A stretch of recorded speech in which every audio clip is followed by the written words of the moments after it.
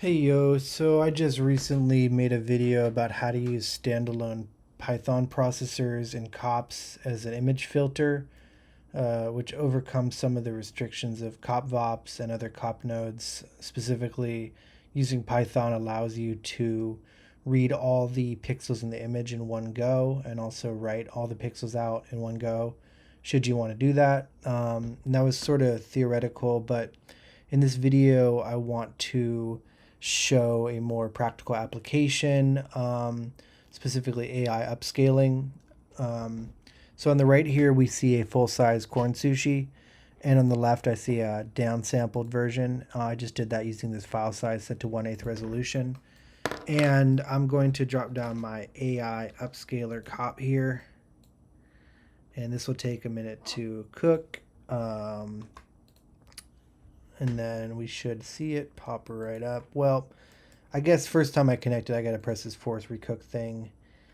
Um, and this is upscaling to 2 times, so it's still quite a bit smaller. But if you see, if we compare it to the original here, I mean, obviously, we've gained back a lot of the details. And we can upscale also to 4. Let's just give that a minute to cook here. Yeah, so this one's being upscaled to 4. And as you see, I mean, obviously this isn't totally accurate, but, given the input it's working with, it's not so bad. I mean, I don't think I need to explain why AI upscaling is really useful. And, in the Python scripting side, there are different AI models you can use. I'll show the Python script soon. I'll probably introduce that as parameters here at some point. This has really been a learning exercise for me in how to make Python processor COP nodes. Learning a lot more about the COP cooking process, getting into some of the more nitty gritty stuff there. So it's still a little rough around the edges, and I'm actually going to be walking through the code. So you can hopefully understand a bit more how to put custom COP nodes together using Python scripts. But in terms of the parameters here, there's not so much. It can actually cache because this is like a computationally expensive procedure. So if I want to cache, I just press write to disk here. And that will write this to disk. And then when I say use cache result, now so for example, if I toggle this back and on, now it's just using the cached version. And obviously, if you overwrite your cached value, you're going to have to press reload sequence. So, and then the planes, this is, don't worry about this right now. We're not going to deal with alpha at the moment. But since we are creating a COP generator, not a filter, we have to consider whether we're reading the alpha from the original image and writing the alpha out. Like if you don't have an alpha plane on your original image and you try and read the alpha data, that's going to cause an error. Let's talk a little bit about how to create a COP generator node. So it's going to be a little bit of repeat stuff from my last video about COP filters. But basically you do file, new asset here, you choose Python, and we picked compositing filter last time. This time I'm going to pick generator. I'm just going to call this like temp tutorial thing, so I know I should delete this later.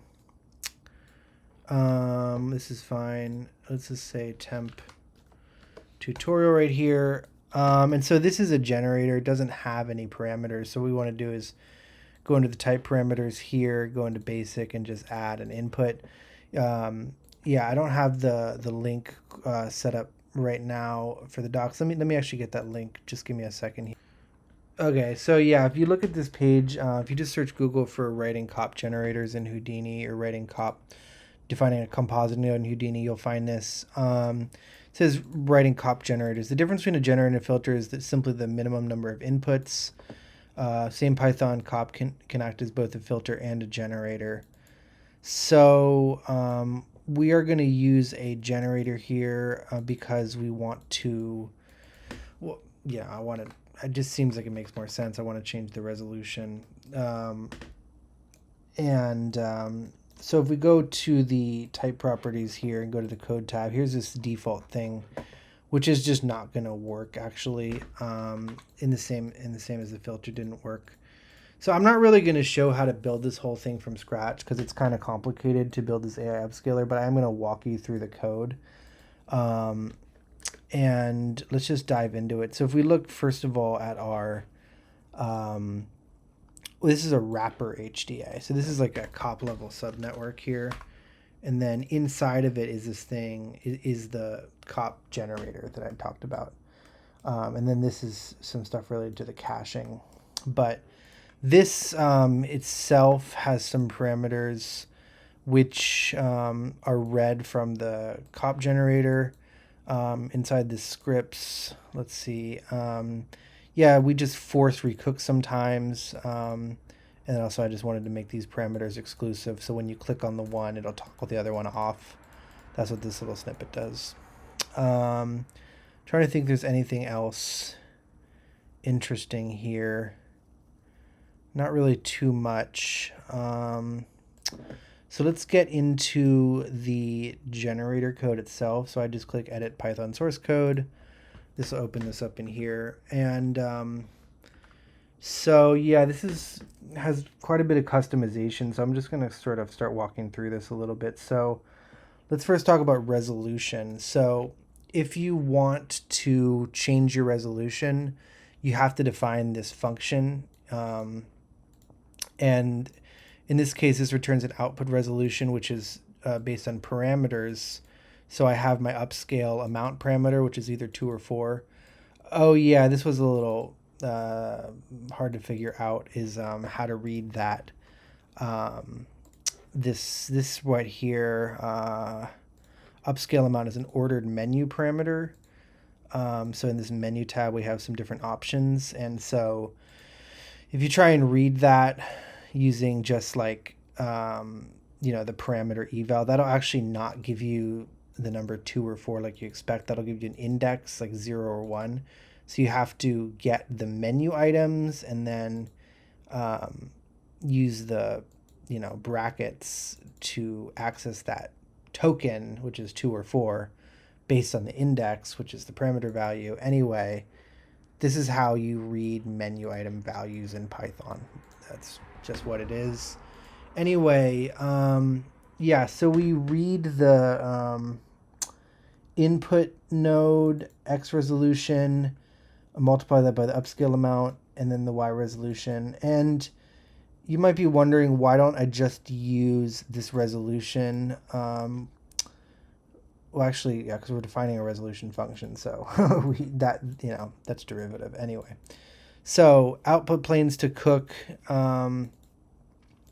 This is just, and I have that parameter, do I want to write alpha or not? So I just return a different list depending on what nodes I want to output. And it's worth mentioning, if I don't overwrite the alpha here, the input will just get passed through. So if there is an alpha already, it'll just remain. And if there's not, then it will not be there. So required input planes, this depends on if we're reading the alpha or not. So yeah, if we have this read alpha parameter, then we're going to also read the alpha plane. This write image is used for caching. I will talk about that, but let's get into the cook node here. So yeah, we're reading. So this was a little bit tricky, this resolution business going on here. This resolution is not necessarily the one you specify here. It is in most cases. The only case it's not is when you're dealing with what do you call this, thumbnails. So when you have a thumbnail enabled, Houdini will cook your COP at a lower resolution. Yeah, so that was a little hard to figure what was going on here, why this was getting called with a different resolution that I'd specified. But anyway, the input resolution is always going to be the input COP, which is sort of the COP that's being fed in here. And then you could just read the resolution using these functions. This is part of the default filter and generator code. This just reads the pixels. If you remember, well, in my last video I talked about it. It's by default it's all pixels, like to string or something, or as string. You don't want to do that. You want to just do all pixels so that they're just in 0 to 1 range. Just a lot easier to deal with. And then again, if we're reading alpha, we also want to read the alpha pixels here. Otherwise, we're going to default the alphas to 1.0 for everything. And this is because what we're going to do down below is build RGBA arrays. Because by default, the data coming from this all pixels is interleaved. So that means it's going to be like a single array containing values such as this. And the pixels are ordered by the lowest scan line first. So you kind of have to use the resolution to reshape that data if you want it. But yeah, that's how it's internally being stored. So what we want to convert this to is like an array of RGBA objects, which is just a little easier to deal with. So anyway, I have these two nodes here, and right here there's just a bit of Python script. I mean, I use ChatGPT to generate some of this stuff. Like, I'm not really that good at Python, so stuff like this is like a floor operator. I wouldn't have pulled that out, but yeah, this is what this does. It just converts interleaved arrays to RGBA tuples. This is just another kind of snippet, sort of esoteric Python, and it's basically given a script path, which we have in our parameters. This will just load that up as a module at runtime. And every time this runs, it is reloading the script, which is kind of helpful if you want to work on your script iteratively. Anyway, so then you get this variable called script, and then you can eventually just call script.run. So again, I'm reading my upscale amount, and I'm passing whatever custom arguments I want to my script. In this case, I'm passing the RGB arrays, input resolution, and the upscale amount. And I will talk about the caching in a second, or maybe a bit later, but once we've run our script, we have a modified RGBA arrays, and we want to write those back into interleaved arrays. This is just sort of some esoteric Python for doing that, ChatGPT. And then at the end here, this is just how you assign that back into the output cop. I think by default, it's going to be like from string or something. If you look at the automatically generated Python filter. But we want to just change that to set pixels of cooking plane, which works in tandem with the all pixels method. These are what do you call it? Complementary to each other. So yeah, that's about that. So then, we know we're running our script. So I have a specific script for AI upscaling, which we'll take a look at right now. So basically there's actually two scripts here. There's upscale standalone, which is a more self-contained minimal script, which just does the AI upscaling. If you see, it's actually really small. I'm just using the super image library here. And this just reads some argument variables, and then just runs it and saves the image to a path, which is given as an argument variable. So as an in path, out path, upscale amount parameter, it just runs it. That's really all it does. And the reason I put this in a separate script is because this super image library does not, I didn't spend a lot of time on it, but it did not seem to work in Houdini Python. There were some issues with the torch dependency, which is something I've seen before. Actually, when I was trying to run MLOps, I had another issue with torch. So I'm not, like I said, not an expert in Python ecosystem. I probably could figure out how to get torch running in Houdini Python if I spent more time with it. But honestly, it's really not so hard to just make a standalone script. And this is actually using a different Python executable, because on my system, I have my own Python using Homebrew. I can install superimage with that, no problem. And then Houdini Python will actually just call my system Python as a sub process. And then I have no problems with these dependencies. And It really is not the cleanest thing, but it's also kind of nice because now I have a standalone image upscaler script. So I can totally just run this outside of Houdini, just given an upscale amount in path and an out path. It's super easy. Anyway, so let me get into this upscale script, which is called from Houdini. I forget why I do it. It's just path append. I think what I'm doing here is trying to read my pip installations, so my pip dependencies such as pillow, which I have installed to my homebrew Python and not to Houdini's Python, but I'm just saying like, oh, hey, just by the way, just use those libraries anyway. So yeah, if you're looking at this and you're really good at Houdini Python, you must be cringing because you're like, well, why don't you just install those to Houdini Python? You're probably right. I just didn't get around to messing with that. I was sort of just on a roll trying to just get this kind of prototype working here. So anyway, we have a run function here, which has the arguments that I said before. We create some temp files. We create a temporary input file. And what we're doing here is we're writing our pixels from the COP just to this temp file. This is just some kind of ChatGPT generated stuff. Like you need to do some flipping of the XY and whatever and reshape it. Not particularly interesting, but it takes the RGBA arrays and it writes them to a file with a given resolution here. This is the input resolution, by the way. And then we have an output temporary file. And I should mention, I have this, if you're just like, oh my God, this is way too much detail, way TMI, there's no way I'm going to do this. I have this node on my website where you could download the whole thing. So don't worry about it. I mean, I can show that real quick. It's on a wiki, just in an info and Houdini tools. So it's on the shelf here, but if you install from the shelf, you're still going to need the HDA dependency. You're actually going to need both of these here. You're going to need the internal generator and then the AI upscaler wrapper. Yeah, and then you just add the AI upscaler and it'll internally use this one. So anyway, this is only if you're interested in making your own Python COP generators, just to understand how this code works. So anyway, we have a temporary output file now, and I have my script path to my standalone. And now I'm going to run this with a sub process using my homebrew Python, like I mentioned. I just basically pass all the different arguments here. I'm capturing the output, so if you want to like see if there's errors, you can print this result out. And then, so this sub process is written to this temp file.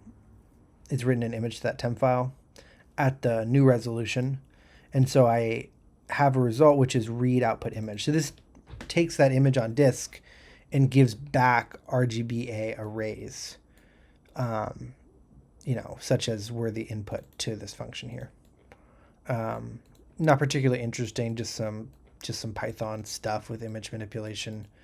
You got to flip it. Just if it doesn't look right, then you flip it, obviously, or whatever. So there's nothing particularly tricky about this. I mean, when we save the images, we have to turn them into, 0 to 2.255, and then we have to convert them back to 0 to 1 range. Probably more ChatGPT generated code here, so I don't think too much about it. If it works, it works. But yeah, that's pretty much a result, and then we return our output pixels. And then back in here, like I mentioned, we convert this back to interleaved arrays, and then we set them into COPs, and that's kind of how that works.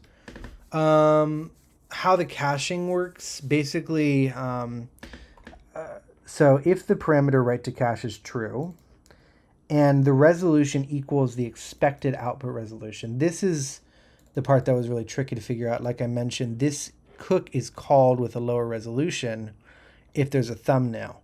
And so in that case, the past resolution here is not the same as our expected output resolution. If you remember, output resolution is our input, X, Y resolution times the upscale amount. So it'll be lower than that. So this condition will fail. But if you don't have this check here, what will actually happen is your cache will get overwritten with like a bad version of the image.